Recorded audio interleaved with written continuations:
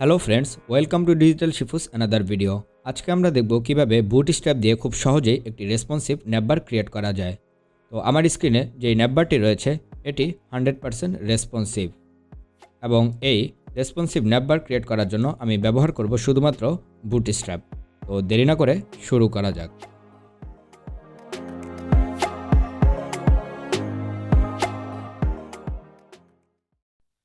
যেহেতু আমরা ন্যাপবার ডিজাইন করব, তো ডিজাইন পারপাসে আমি এখানে একটি ইমেজ রেখেছি। তো আপনারা চাইলে যে কোনো ইমেজ ব্যবহার করতে পারেন। আমি এই ইমেজটি ব্যবহার করব। প্রথমে আমি একটি ফোল্ডার খুলি এবং এর নাম দেই ন্যাপ, এবং এর ভিতরে আরেকটি ফোল্ডার খুলি এবং এর নাম দেই ইমেজ। এই ইমেজ ফোল্ডারটির ভিতরে আমি আমার এই ইমেজটিকে নিয়ে নিই এবং আমি আমার এই ফোল্ডারটিকে আমার কোড এডিটর VS কোডে ওপেন করি। তো আপনি চাইলে যে কোনো কোড এডিটর ব্যবহার করতে পারেন, আমি VS কোড ব্যবহার করছি। এর ভিতরে প্রথমে একটি index.html নামে একটি ফাইল খুলি এবং style.css নামে আরেকটি ফাইল খুলি, এবং আমাদের ইন্ডেক্স ফাইলে আমরা বেসিক HTML স্ট্রাকচারটি নিয়ে নিই। এবং প্রথমে আমরা এখানে আমাদের মেইন style.css ফাইলটিকে কানেক্ট করে নিই।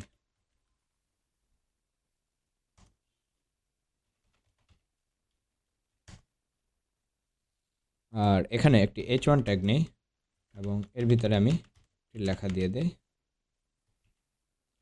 এই লেখাটি দিলাম কারণ হলো যে আমরা যখন বুটস্ট্র্যাপের সাথে কানেক্ট করব, আমাদের কানেকশনটা কি ঠিকমতো হয়েছে কিনা সেটা চেক করার জন্য।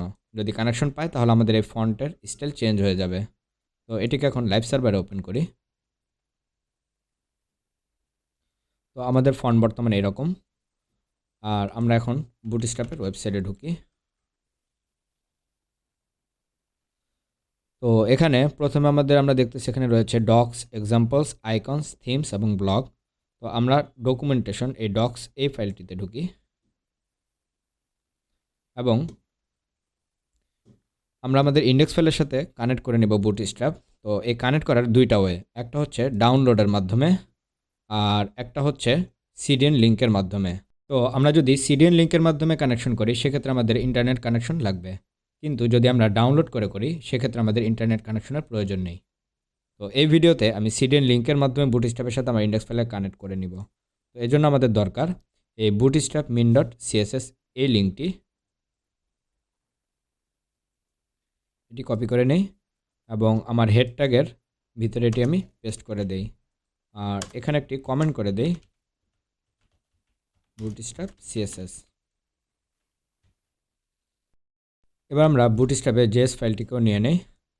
তো এখানে আমাদের দরকার হচ্ছে popper.min.js এবং bootstrap min.js। এই দুটি লিঙ্কে কপি করে নেই এবং আমাদের বডির ক্লোজ ট্যাগের উপরে এটিকে দিয়ে দেই এবং এখানে একটি কমেন্ট করে দেই bootstrap.js। এখন এটিকে সেভ করি এবং আমরা চেক করি আমাদের ডিজাইনটি এবং এটিকে পাশাপাশি নিয়ে নেই আর এই প্যানেলটি ক্লোজ করে দেই। তো আমাদের এটা কানেকশন পেয়েছে কিনা তো এটা আমরা একটু দেখি। প্রথমে এটিকে আমরা কমেন্ট করি এবং আমাদের এই জেএস ফাইলটিকে আমরা কমেন্ট করে দিই। তো বর্তমানে এখন এরকম আছে। এখন আমরা যদি এটির কমেন্টটি সরিয়ে দেই, আমাদের ফন্টটি চেঞ্জ হয়েছে, তার মানে আমাদের বুটস্ট্র্যাপ কানেকশন পেয়েছে। তো এবার আমরা এই লেখাটিকে সরিয়ে দেই এবং বুটস্ট্র্যাপে যাই। তো আমরা যেহেতু ন্যাপবার ডিজাইন করব, আমরা এখান থেকে কম্পোনেন্টস এবং কম্পোনেন্টস থেকে এই ন্যাপবার। এছাড়া আমরা চাইলে এই সার্চ বার থেকেও ন্যাপকে সার্চ করে নিতে পারতাম। তো এইখানে অনেকগুলো ন্যাপবার তারা ডেমো হিসেবে দিয়ে রাখছে, আমরা চাইলে যে কোনো একটিকে নিতে পারি। তো আমি প্রথম ন্যাপবারটিকে নিয়ে নেই, এটিকে কপি করি এবং আমাদের ইন্ডেক্স ফাইলে এটি পেস্ট করে দেই এবং সেভ করে নিই। আমাদের ডিজাইনটা যদি দেখি আমরা, তো ডিজাইনটা এরকম আছে এবং এটি যেহেতু ট্যাবলেট ভিউয়ে আছে এটিকে আমরা ডেস্কটপ ভিউ করে নিই। তো এবার আমরা এটিকে একটু কাস্টমাইজ করি। আমাদের যে জিনিসগুলো দরকার নেই আমরা সেগুলোকে বাদ দিয়ে দেই। তো আমরা এই সার্চ বারটিকে বাদ দিয়ে দিব এবং এই ডিসেবল লিঙ্কটিকে বাদ দিয়ে দিব আর ড্রপ ডাউন এটাকেও বাদ দিয়ে দিব আমরা। এখন এটিকে কপি করে নেই আর কয়েকবার পেস্ট করে দেই এবং লেখাগুলোকে চেঞ্জ করে দেই।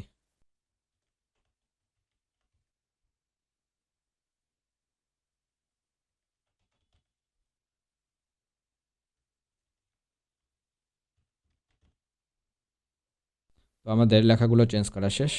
আচ্ছা, এই লোগো লেখাটিও চেঞ্জ করে দেই।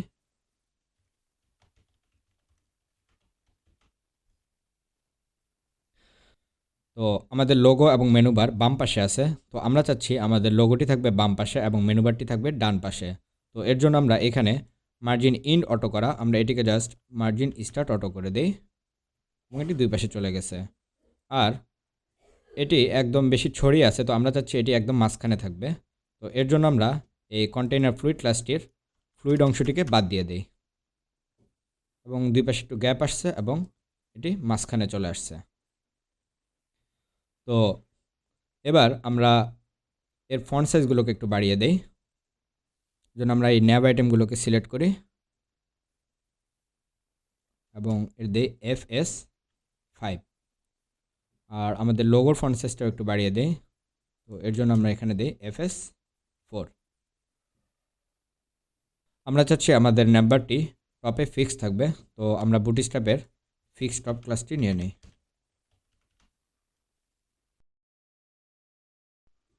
এখানে ব্যাকগ্রাউন্ড একটি ইমেজ নিয়ে আসি। তো এই জন্য আমরা এই ন্যাপট্যাগটির নিচে একটি ডিভ নিই এবং এর ক্লাস নেম দেই ব্যানার ইমেজ। এর উইথ হবে 100% এবং এর হাইট হবে 100 VH। এখানে একটি কমেন্ট করে দেই ব্যানার ইমেজ এবং আমাদের এই ক্লাসটিকে আমরা নেই। এখানে আমরা ব্যাকগ্রাউন্ড ইমেজটি নিয়ে নেই, ব্যাকগ্রাউন্ড ইমেজ। এটি রয়েছে আমাদের ইমেজ ফোল্ডারে, এই ইমেজটি। আর এর ব্যাকগ্রাউন্ড রিপিট হবে নো রিপিট। ব্যাকগ্রাউন্ড পজিশন হবে সেন্টার আর ব্যাকগ্রাউন্ড সাইজ হবে কভার। তো এবার আমরা আমাদের এই ন্যাপবারের কালারটিও চেঞ্জ করে দেই। এখানে একটা ব্যাকগ্রাউন্ড কালার দেওয়া রয়েছে, আমরা এটিকে সরিয়ে দিয়ে আমরা জাস্ট এখানে দিই ন্যাপবার ডার্ক। তো আমাদের ন্যাপবারের কালারটি চেঞ্জ হয়েছে। তো এবার আমরা ন্যাপবারের উপরে একটু প্যাডিং দিয়ে দেই। তো PMD3 হালকা একটু প্যাডিং আসছে এবং এর ফন্টটাও চেঞ্জ করে দেই। তো আমরা fonts.google.com-এ যাই। এখান থেকে আমি অসওয়াল্ড ফন্টটিকে নিয়ে নিই। তো এখান থেকে আমরা নিব রেগুলার 400, মিডিয়াম 500, সেমিবোল্ড 600। এখান থেকে আমরা এটিকে নিয়ে আমাদের CSS ফাইলে দিয়ে দেই এবং আমাদের বডি ট্যাগে এই CSS-টুকু আমরা অ্যাড করে দেই এবং এবার দেখি আমাদের ফন্টটিও চেঞ্জ হয়েছে। তো আমাদের মেনু আইটেমগুলো একদম লেগে লেগে আছে। তো এর রাইট সাইডে একটু মার্জিন অ্যাড করে দেই। তো এই জন্য আমরা ইন্ডেক্স ফাইলে যাই এবং আমাদের এই ন্যাব আইটেমগুলোকে সিলেক্ট করি, ME মার্জিন ইন্ড 3 করে দেই। ঠিক আছে। তো এবার এটিকে একটু বড় করে দেখি। ঠিক আছে। তো এর উপরে এবার আমরা হোভার ইফেক্ট অ্যাড করে দিই। তো এবার এটিকে আবার পাশাপাশি নিয়ে নেই এবং আমরা এই হোভার ইফেক্ট অ্যাড করার জন্য আমরা আমাদের style.css ফাইলে যাই আর এখান থেকে আমরা নাম্বার ক্লাসটিকে নেই এবং এইখানে আমরা দিয়ে দেই তো এই নেভবারের ভিতরে আমাদের যে ইউএল ট্যাগ আছে তার ভিতরে যে এলআই আছে এবং তার ভিতরে যে অ্যাঙ্কর ট্যাগটি আছে তার পজিশন হবে রিলেটিভ এবং তার কালার হবে হোয়াইট। এবং এই ক্লাসটিকে আবার নেই এবং এটিতে বিফোর সুডো ক্লাসটি অ্যাড করে দেই। তো এর কন্টেন্ট হবে এমটি এবং এর পজিশন দিয়ে দেয় আগে, পজিশন হবে অ্যাবসোলুট, এর উইথ হবে 100%, হাইট হবে 2 পিক্সেল, আর লেফট থেকে হবে 0 এবং বটমে 0, আর একটা ব্যাকগ্রাউন্ড কালার দিয়ে দেই হোয়াইট, চলে আসছে। এবং এর ট্রান্সফর্ম অরিজিন হবে রাইট, আর এর মধ্যে একটা ট্রানজিশন দিয়ে দেই, ট্রান্সফর্ম 0.3 সেকেন্ড এবং লিনিয়ার, আর ট্রান্সফর্ম হবে স্কেল এক্স 0। তো এখানে আমরা 0 করে দেই। যখন এটাতে আমরা হোভার করব তখন এটা এই স্কেলটা আমাদের 1 হবে। তো এটিকে আবার নেই এবং এখানে যখন আমরা হোভার করব তখন আমাদের এই বিফোরটি আসবে, এটা হবে আমাদের ট্রান্সফর্ম স্কেল এক্স 1। এবং এবার আমাদের ট্রান্সফর্ম অরিজিন হবে লেফট। তো এবার দেখি,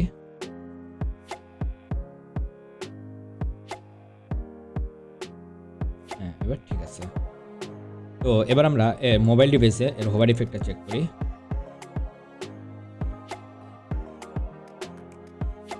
আচ্ছা, তো আমরা যখন এখানে হোভার করতেছি তখন এটি পুরো লাইনটি নিয়ে নিতেছে বিফোরটি, তো এটা আমরা ফিক্স করে ফেলি। তো এই জন্য আমরা এই ক্লাসটিতে জাস্ট এখানে ডিসপ্লে আমরা ইনলাইন ব্লক দিয়ে দিই এবং আশা করি আমাদের প্রবলেম সলভ হয়ে গেছে। হ্যাঁ এবার ঠিক আছে। তো এই ছিল আমাদের আজকের ভিডিও। আশা করি ভিডিওটি আপনাদের ভালো লেগেছে। ভিডিও সম্পর্কে যে কোনো মতামত জানাতে নিচের কমেন্ট বক্সে কমেন্ট করতে অবশ্যই ভুলবেন না। ধন্যবাদ।